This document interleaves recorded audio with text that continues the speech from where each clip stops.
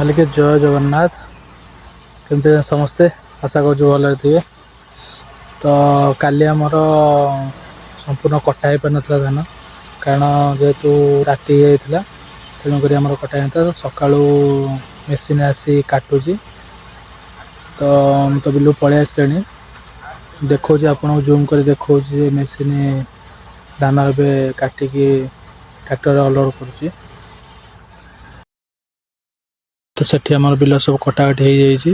तो ये लोक मैंने काटुंट धान बहुत कम भितर कारण एपटे धान कटा चलती साढ़े मोर फार्म कम भी चली एपटे धान भी उड़ा भी चलती। तो आज प्रबल कम तो कम भितर भी वीडियो भी कर होनी।